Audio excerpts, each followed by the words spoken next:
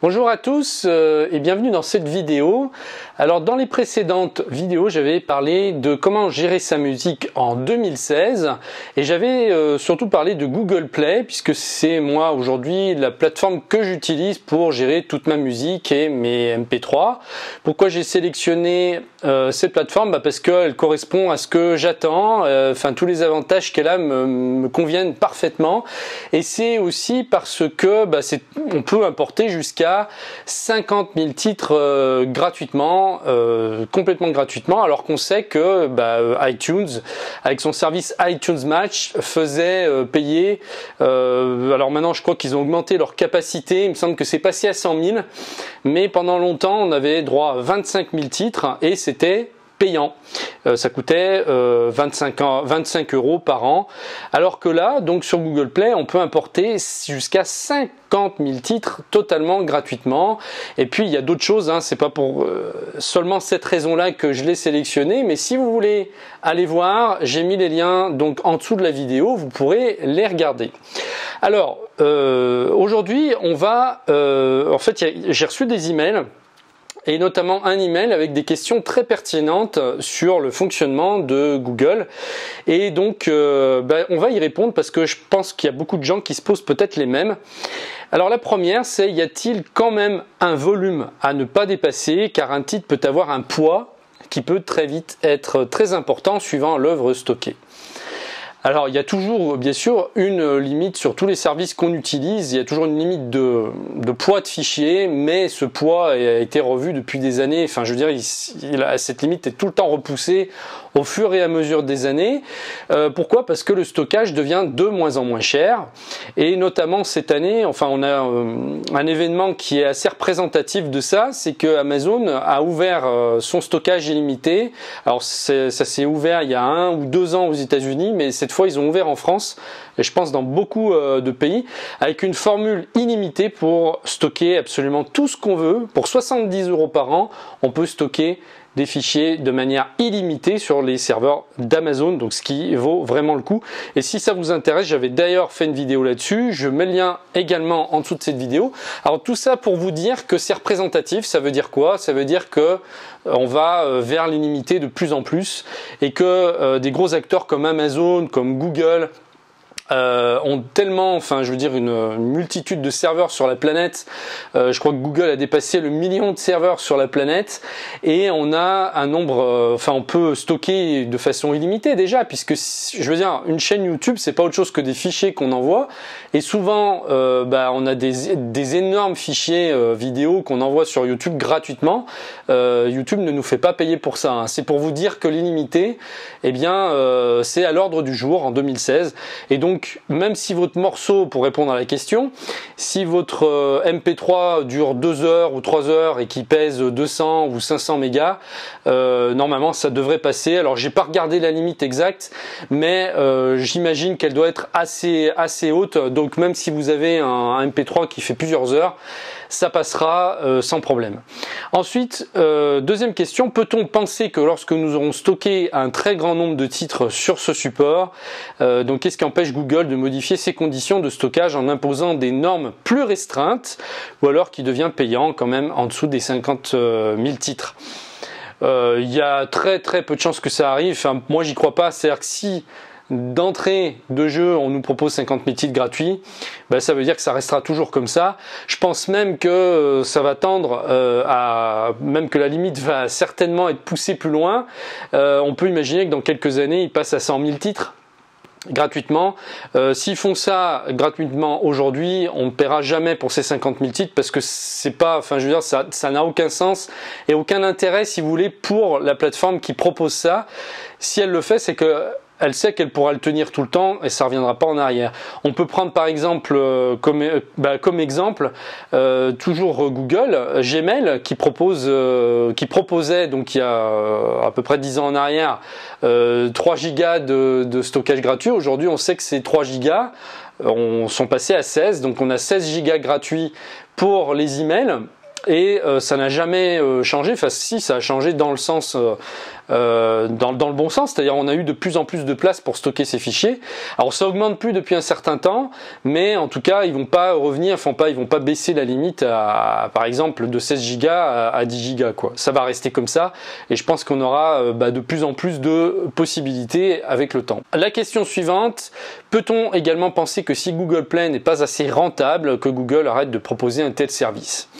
Je pense pas, parce que c'est tellement un géant en fait que voilà, enfin c'est quand même quelque chose d'important d'être acteur sur le marché de la musique, et donc s'il faisait ça, il se tirerait une balle dans le pied tout seul, parce que le but c'est aussi de faire venir du monde, parce qu'ils vendent toujours quelque chose derrière. Donc même si admettons que ça marche plus comme avant, je pense pas qu'ils supprimeraient ça. Je veux dire, ils ont toujours moyen de retomber sur leurs pieds derrière. On sait par exemple que YouTube n'est pas si rentable que ça pour Google. Et pourtant, on sait que ça a une importance tellement énorme aujourd'hui sur la planète YouTube qu'ils vont pas arrêter YouTube. C'est pas parce que YouTube n'est pas assez rentable qu'ils vont l'arrêter. Donc ils essayent toujours de trouver des systèmes pour pouvoir rentabiliser de toute façon un minimum leur service. Donc en plus, il faut savoir que en même temps, eux, ça leur attire du monde et des clients, puisque ils proposent leur service de streaming derrière qui coûte 9,99 € par mois. Et il va toujours y avoir un minimum de gens qui vont, ils vont convertir un minimum de gens, même si c'est 1 pour 1000, sur le service de streaming derrière. Et donc ils se retombent sur leurs pieds, ils s'y retrouvent. Non, je crois qu'il n'y a pas de crainte à avoir de ce côté-là. Ensuite, enfin, peut-on penser que Google soit l'objet de hackers ou de piratage, et que tous les supports audio puissent disparaître du jour au lendemain? Eh bien, je dirais que le risque zéro n'existe jamais, si on veut aller par là. Bien sûr, il y a toujours, même si tout est mis en œuvre, même si c'est des gros acteurs, comme Amazon, comme Google, qui sont blindés de sécurité, il y a toujours la possibilité de 0,00001% de chance qu'il y ait quelqu'un qui arrive à pirater le système. D'ailleurs, il n'y a pas longtemps, là, il y a eu apparemment un hacking assez important, qui a bloqué Internet, enfin une partie d'Internet. Donc ça veut dire qu'il y a toujours une possibilité, bien sûr, un hacker extrêmement fort qui va pouvoir peut-être pénétrer le système à un moment donné.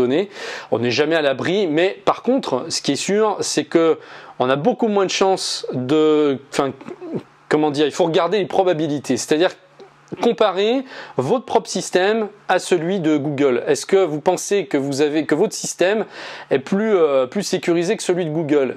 Il y a peu de chances. En fait, il y a énormément de chances que Google, c'est même sûr, je veux dire, ils ont tellement blindé de sécurité que les chances sont infimes qu'ils puissent être hackés, alors que vos risques sont beaucoup plus grands quand vous stockez vos propres MP3 sur vos propres disques durs, etc. Vous pouvez avoir ici, un sinistre chez vous. Enfin, je vous le souhaite pas, bien évidemment, mais il peut y avoir un vol, il peut y avoir un incendie, il peut y avoir... Donc, ce risque est plus élevé pour moi de perdre ses fichiers quand on stocke soi-même avec ses propres moyens que Google, qui, vous imaginez, travaille avec des tronches, quoi, des mecs qui sont habitués, je veux dire, à en voir. Ils travaillent même avec des anciens hackers carrément pour s'assurer qu'ils ont pensé à tout. Donc voilà, le risque il est quasiment nul, à zéro. Ça veut dire qu'une fois que vous avez stocké vos MP3 sur leur serveur, vous pouvez ne plus l'utiliser, même plus regarder pendant 3 ans ou 4 ans et revenir dessus, et vos fichiers n'auront pas bougé. Voilà. Alors le seul risque que vous avez, c'est si vous prenez un mot de passe trop faible, et ça c'est pareil, j'avais fait une vidéo sur la sécurité là-dessus, je vais pas en parler dans cette vidéo.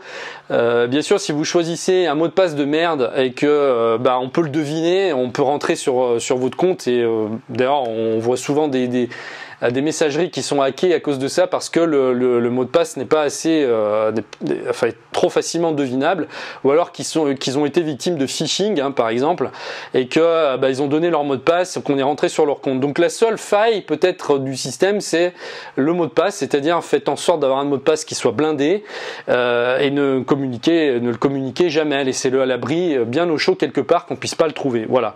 Mais en dehors de ça, si vous avez un mot de passe que faites attention à ça, c'est que les risques sont nuls, quasiment nuls de perdre vos fichiers. Alors toutes ces questions sont pertinentes, hein. Alors là c'est pour ça que j'en parle, parce que c'est des questions à se poser à chaque fois que vous faites quelque chose, que vous utilisez un service sur internet. Faut savoir où on met les pieds quand même, c'est-à-dire même si c'est sérieux, bon, on se dit on va travailler avec cette plateforme, bon, peut-être même qu'on va investir beaucoup sur la plateforme en question. Il vaut mieux savoir où on va, parce que qui nous dit que cette société va pas déposer les clés voilà, sous la porte dans 2 ans, dans 3 ans, et que tout notre travail soit foutu, toutes les billes qu'on a mis dans ce truc-là soient foutues à cause d'un dépôt de bilan.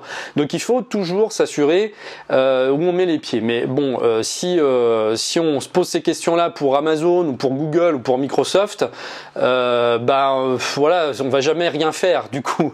Je veux dire, il y a plein de sociétés qui sont plus petites que ça, qui vont avoir des risques plus importants et pourtant qui ne fermeront pas non plus.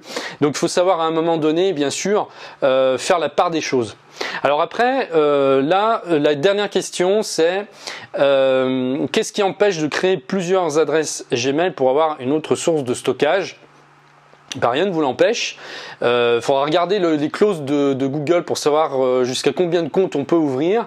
Bien sûr, vous n'êtes pas s'amuser à en ouvrir 100. Ça serait peut-être risqué de le faire, mais rien ne vous empêche d'ouvrir plusieurs comptes, 2, 3 comptes, 4 comptes. Je pense pas qu'il y ait de problème. Donc ça veut dire qu'on mettrait, au lieu de mettre 50 000 titres, on pourra en mettre 100 000 si on ouvre 2, de 150 000 si on en ouvre 3, etc. Alors après, faut déjà avoir, enfin je veux dire, les 50 000 titres, quoi. C'est énorme, 50 000 titres. Donc si vous arrivez à cette limite, rien, bien sûr, ne vous empêche d'en avoir un deuxième. D'ailleurs, moi c'est le cas, j'ai 3 comptes, j'ai même 4 comptes Google, et là j'utilise 2 comptes Google, donc 2 comptes Google Play pour 2 choses différentes. J'en utilise un pour la musique et j'en utilise un autre pour tout ce qui est parole, enfin tout ce qui n'est pas musique en fait, hein, donc des conférences en ligne que j'ai stockées, enfin des choses comme ça. Voilà, vous pouvez le faire, je pense que ça pose aucun problème. La conclusion de tout ça, c'est que dans l'avenir, on va avoir une vie de plus en plus sur Internet, de plus en plus une vie numérique avec un patrimoine numérique, et on tend vraiment à ne plus avoir de moins en moins de stockage chez nous, mais de plus en plus sur les clouds, sur des serveurs distants, sur des nuages, parce que ça c'est beaucoup plus pratique et ça sera de plus en plus sécurisé, et toute notre vie va être de plus en plus comme ça. Donc je pense que si on s'y prend aujourd'hui, eh bien tout simplement on prend de l'avance et qu'il n'y a pas de crainte à avoir. Enfin moi je sais pas, j'utilise maintenant des services en ligne depuis plus de 10 ans. J'ai jamais eu de mauvaise surprise, surtout quand c'est des entreprises sérieuses. Donc il n'y a aucun souci à se faire de ce côté-là. Voilà. Après, donc moi ce que je peux vous conseiller pour finir, c'est toujours d'avoir des sauvegardes, c'est-à-dire que même si vous avez des fichiers qui sont stockés sur un nuage, rien ne vous empêche de rapatrier ces fichiers sur votre disque dur pour en avoir une copie. Ou alors il y a des services aujourd'hui qui existent, et ça je le montrerai peut-être dans une prochaine formation, une prochaine vidéo, qui permettent en fait de passer de l'un à l'autre, hein, avec des logiciels spéciaux, avec des services en ligne qui permettent de connecter 2 clouds et de passer d'un cloud à l'autre pour stocker les fichiers sur l'autre bord. Par exemple, on peut très bien mettre des fichiers sur Google Drive et grâce à un service aller sur Amazon S3, copier tous ces fichiers donc sur un autre serveur distant sans avoir à passer par un disque dur physique que vous avez chez vous. Après, on peut faire plein de combinaisons. Je vous parlais tout à l'heure d'Amazon Drive. Étant donné que maintenant pour 70 € par an, on a un stockage illimité chez eux, pourquoi ne pas faire une copie d'abord de vos fichiers sur les serveurs de Google en passant par votre disque dur et ensuite en faisant encore une réplique sur Amazon Drive. Comme ça, vous serez sûr de jamais rien perdre. Et moi, c'est ce que je vous conseille de faire. Voilà, j'espère avoir répondu aux questions que vous vous posiez. Si vous en avez d'autres, n'hésitez pas à me les poser, je me ferai un plaisir d'y répondre. Et puis si vous voulez être tenu au courant de toutes les formations, toutes les vidéos que je sors, vous pouvez vous inscrire, donc vous recevrez carrément dans votre boîte email un message qui vous dit quand il y a une nouvelle vidéo qui est publiée. Il suffit de cliquer donc sur le bouton, le gros bouton qui apparaît sur la vidéo. Alors je sais pas si c'est à droite ou à gauche. Le gros bouton inscrivez-vous, et puis ensuite vous laissez votre adresse email, et puis vous recevrez donc un message à chaque fois qu'il y aura une nouvelle vidéo de publier. Je vous remercie de m'avoir suivi et je vous dis à très bientôt. Au revoir.